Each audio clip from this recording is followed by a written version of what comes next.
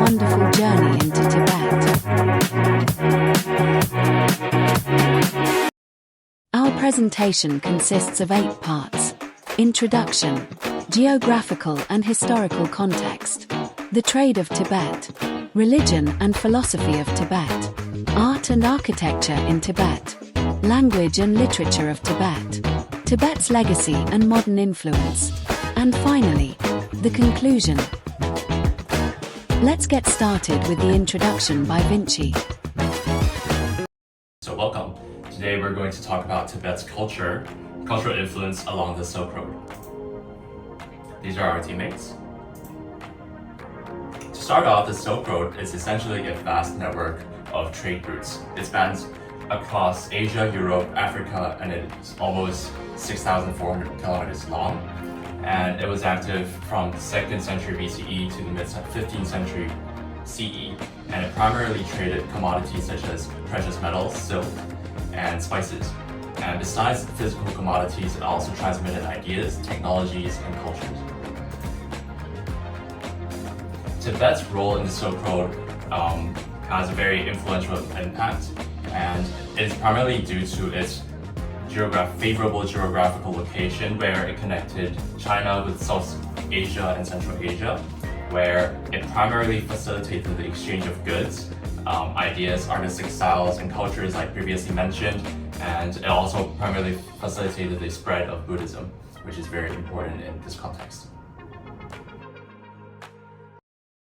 Then, let's welcome Eric Liu to introduce Tibet's geographical and historical context. Now let me to introduce the Tibetan geographical and historical context when entering the Silk Road. The first is about the trade between the Tang dynasties and the Tibetan. In 641 AD, the Tibetan king Songtsen Gampo married the princess Wencheng from Tang dynasties, and the princess Wencheng's road to Tibet was developed into the famous ancient Tang-Tibetan trade route. This important trade route, which connects the prosperities of the Chang'an regions in Tang and the Lhasa in the hinterland of Qinghai Tibetan Plateau. For the first time, it incorporated this isolated snowy plateau into the vast Silk Road trade network, and for a long time became the economic lifeline on which the empire relies for survival. And the next trade road Tibetan built with each other countries is the Nepal Road, also called the Tibetan Nepal Road. In the mid-7th centuries, the Tibetan king also Songtsen Gampo married a Nepalese princess and opened the trade route between the Jirong valleys, now is in the Tibetan. This path connected the Tibetan to the North India and the Nepal kingdom via the Nepal's areas. Tibetans trade musks and gold from the Indian species and frozen Buddha status. Buddhists spread from Tibet through this route to the Tang dynasties. And also the officials of Tang dynasties, Wang Quance, also used this route to go to India to conduct the military act. And the next stages of the Tibetan Silk Road is the taking the Hexi corridors. During the Anshi Zhiluan of the Tang dynasties, Tang is being weakened, and Tibet occupied the Hexi corridors by 786. They appointed the local governors and kept the Silk Road trade running, and exchanged the Tibetans' textiles and horse for Chinese silk. In 848, Chinese leaders Zhang Yichao recaptured the regions, ending the Tibetan controls. And there is also something to talk about the heritage that the Tibetan leave to the world, is that Cha Ma Dao, the tea and horse route. After Tibetans collapsed, its trade network evolved into the tea horse road during the Song Ming dynasties of China. The tea and earrings and horse from the Sichuan Yunnan province were traded for Tibetans' horses and herbs. Ancient sites like the iron bridges in Lijiang and the tea trading post in Ya'an shows this route's legacies. Towns like Chengdu and Kangding became key hubs, linking Han Chinese and Tibetans' economics for centuries. Next comes the trade of Tibet by Freddie. Now I'm going to talk about Tibetan trade goods and its material culture. So first, Tibet was not just a remote mountain region. It actually plays a very important role on the Silk Road. So one of its main exports was pulu, wool, a type of handwoven fabric that used in clothing and temple decoration. Another vital good is tea, which was the center good to the tea horse trade. So horses were exchanged for tea under a special barter system during the Tang and Song dynasties. Tibet also traded salt and herbs, including those medicinal ones like the saffron and cordyceps, with neighboring regions like Nepal and India. And finally, the livestock are also traded, like yak and horses. They are also very crucial tools supporting trade and transportation across the mountains. Then, beyond the trade goods, Tibet was also known for its distinctive material culture. So jewelry made from silver, coral, and turquoise was both a symbol of aesthetic taste and social status. Then the textiles were bright, patterned, and often carried spiritual meanings. Many designs included Buddhist symbols. Tibet also produced religious crafts such as prayer wheels like this one and portable shrines, which were used in rituals and sometimes exchanged along the trade routes. These items were not just about the artistic ones. They actually carried some belief, stories, and ideas. One of the most iconic Tibetan religious crafts is the tanka. A tanka is a painted scroll that shows some sacred designs and symbols. These were used for meditation, worship, rituals, and temple decoration. Many tankas were commissioned, traded, or gifted, especially by traveling monks. Well, interestingly, some iconographic elements found in tankas, like the halo or gesture of the bodhisattvas, can also be seen in the Dunhuang murals. So this can show how Tibetan religious art influenced the visual culture across the Silk Road, especially for Dunhuang. In conclusion, Tibet was not just a path-through region; it was creative and a spiritual contributor to the Silk Road exchange. Its goods supported survival and people's needs, but its craft shaped the meaning. Even today, the Tibetan material culture continues to inspire, from museum exhibitions like this one to spiritual practices. Let's explore the language and literature of Tibet following Holly's steps. So let's dive into religion and philosophy in Tibet, which is represented by Tibetan Buddhism. So the origin and development of this religion is enabled under the political unification achieved in the early 7th century by Songtsen Gampo. So after the unification, the ruler has found out that there is a social cultural development need in Tibetan Empire. So therefore, he decides to introduce some mature Buddhist traditions in adjacent regions like India, China into the Tibetan Empire. So the origin and development of Tibetan Buddhism basically can be divided into three phases. The first one would be the establishment of Buddhism in the early 7th century by Songtsen Gampo. So basically, he has achieved this through the following three measures. The first one would be to introduce Buddhism into Tibet. Basically, he introduces Buddhist statues and also textual traditions through his diplomatic marriages with Nepal and also Tang China princesses. And also, secondly, he promoted the translation and also preservation of Buddhist teachings by sending scholars to India and also developed the Tibetan script system. Thirdly, to promote and support religious practices, he also supported the building of Buddhist temples in Tibet. Then, the development of Tibetan Buddhism has been very quick and reached its peak under the reign of Chuizong the Sun. So basically, during this period, the ruler has announced Tibetan Buddhism as the state religion. Therefore, to promote it, he sponsored a large-scale translation and also doctrinal transmission of Buddhism through the scholarly exchanges with India and also China. And secondly, to promote it among the public, he also distributed the summarized Buddhist doctrines. Thirdly, to institutionalize the Buddhism, he built the first Buddhism monastery, Sangmye-si. Then, after its peak, Tibetan Buddhism has gone through a decline and fragmentation in the 9th to 10th centuries, which is also called Age of Fragmentation.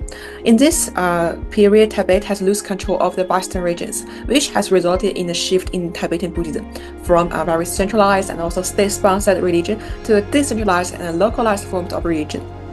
Although Tibetan Buddhism has gone through some waxes and wanes, but definitely Tibetan Buddhism has exerted a very significant impact on the Silk Road, especially to its neighboring regions like Hexi region and also Longyou region. So basically, the impact of Tibetan Buddhism can be divided into two. The first one would be the multilingual and also multicultural religious literature and also communication on the Silk Road promoted by Tibetan Buddhism. So since the establishment of Tibetan Buddhism, learning different languages for Tibetan Buddhism, Sutra translation and also interpretation has become very important. So this demand has promoted more frequent lingual and cultural interactions. And therefore, this is especially demonstrated in Dunhuang, the meeting point on the Silk Road. So it is not very surprising that we can see many manuscripts here found in Dunhuang is actually multicultural and multilingual.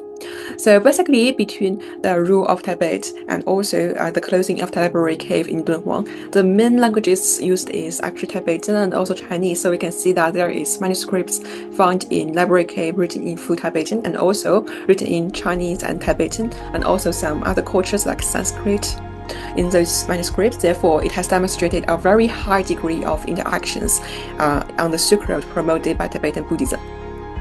Secondly, the second impact would be the Tibetan Tantric Buddhism. So through the spread of Tibetan Buddhism, actually Tibetan Tantric Buddhism is the one that is the most influential and also most popular. Therefore, during the Tibetan rule, the prevalence of this Tantric Buddhism has led to a continuous increase in paintings and sculptures featuring Tantric Buddhist characteristics along the Silk Road in regions such as the Hilsi Corridor and also surrounding areas. We can see in the following two caves, okay, so in Yulin 25 cave, we can see that the figures in this mura is characterized by very harmonious proportions and also very robust muscles. This is exactly the most salient features of Tantric Buddhism in Tibet, and also therefore it has served as a very tangible evidence of the transmission of Tibetan Guanyin worship to the Dunhuang region during the Tibetan imperial period. And secondly, in the Mogao 161 cave, we can see that the donor scriptures is dressed in a very symbolic Tibetan attires, and also on the mura of the city mura, we can see it is depicting Qianshou Guanyin. Therefore, these two features has demonstrated the cave's exclusive dedication to Tantric Buddhism. So to conclude, Tibetan Buddhism has endured as an invaluable cultural legacy, continuing to shape neighboring regions long after Tibetan Empire's decline. Over time, its influence grew far beyond the plateau, leaving a profound mark on Mongolia and also later China under the Yuan dynasty. It bridged cultures and ideologies, serving as a lasting force that connected diverse societies on the Silk Road. Now, the Tibetan art and architecture style will be discussed by Jerry.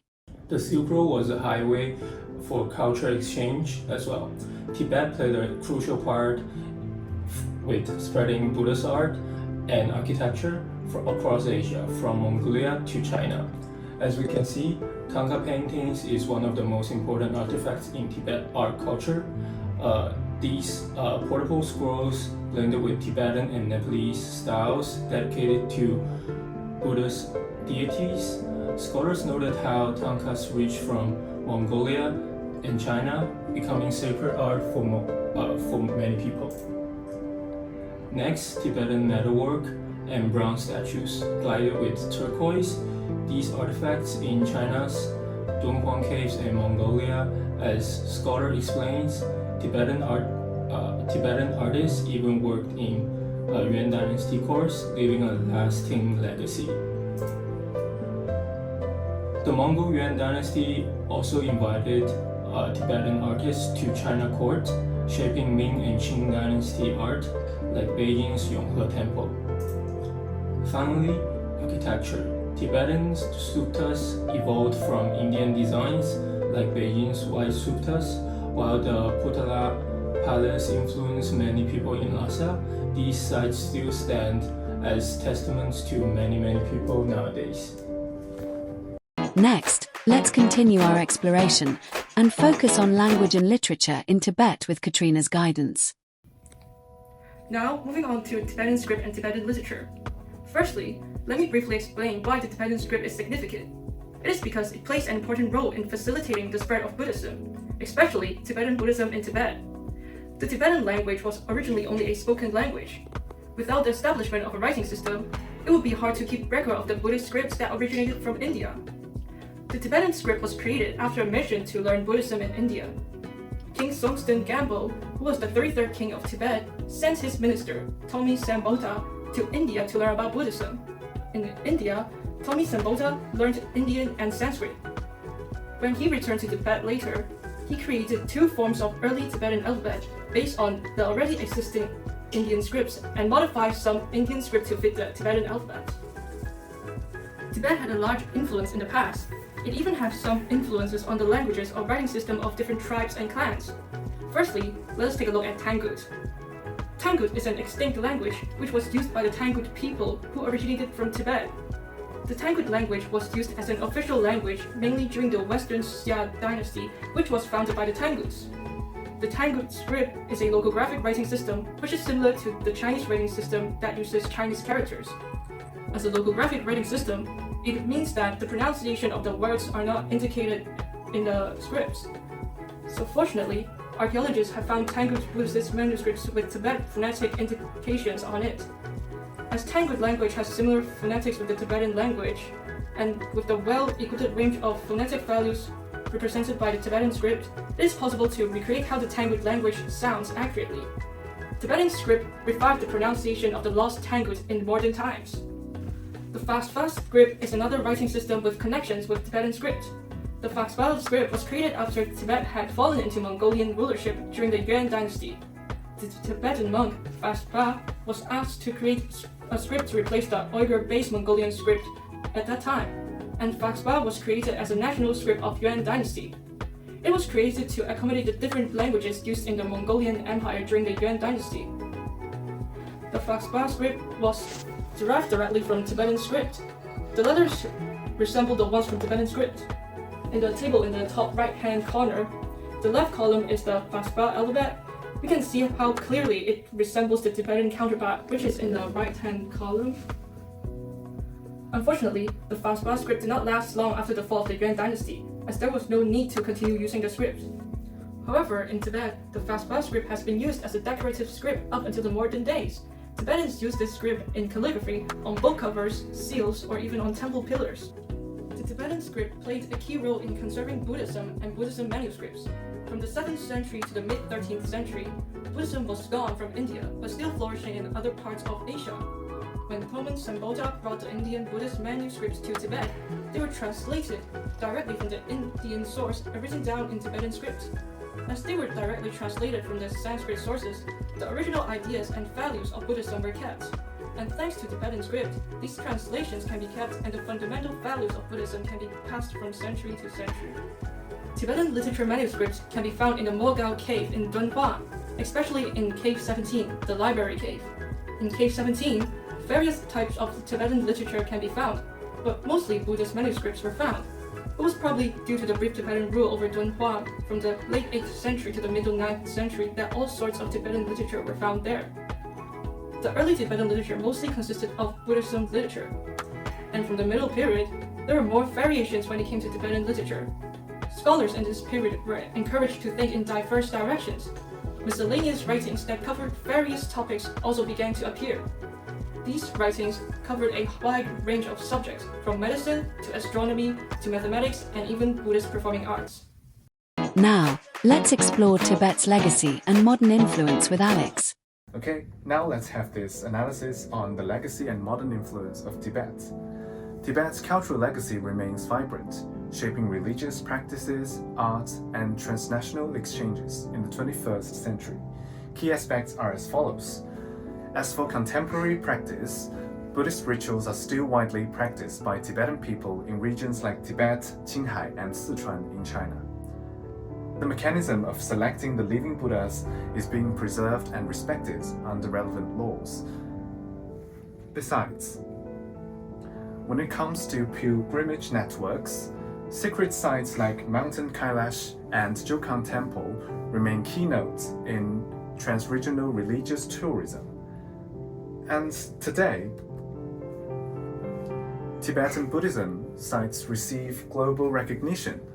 World Heritage sites such as the Potala Palace, Jokang Temple, and Nopalinka highlight Tibet's architectural and spiritual significance, and these sites are now being well preserved. These sites still attract scholars and tourists, sustaining cross-cultural dialogues. Next, let's talk about Tibet's role in the modern revival of Silk Road exchanges.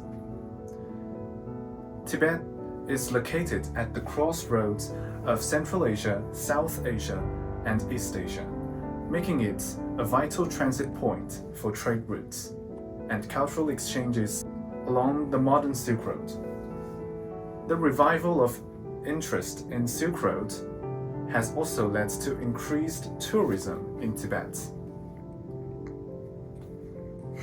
Total tourists received 30,455 were inbound visitors, travelers from overseas, an increase of 494% year-on-year, while more than 24.21 million were domestic visitors, a 41% year-on-year increase.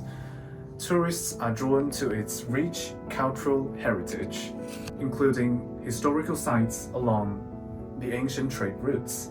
The influx of visitors not only supports the local economy, but also fosters great cultural exchange and understanding. Finally, to sum up, we have this conclusion part by Eric Zhang. We could give a brief summary about the influence of the Tibet on the Silk Road. And this story almost started from Songdan Gampo, established Tubo Empire for the communication between empires. Some ancient trade routes were constructed, like Tangbo Gudao, which established for Princess Wenchen, and the Tubo Nepal Trade Road, which enabled the communication between Tubo and India. And by the convenience of this trade routes, Tubo was able to save its lagged culture, not only for political administration, but also for developing their own culture. They assimilated Buddhism to be their state religion from nearby empires like India and Tang Dynasty. By transporting and translating the Buddhism sutras and texts, and even Indian poets directly from India Sanskrit to Tibetan. Tibet has their own goods to be sold on the Silk Road, like Tongkat paintings and some Buddhism statues and Buddhism crafts. And time goes to nowadays, Tibet still possesses great Buddhism environment on the Silk Road.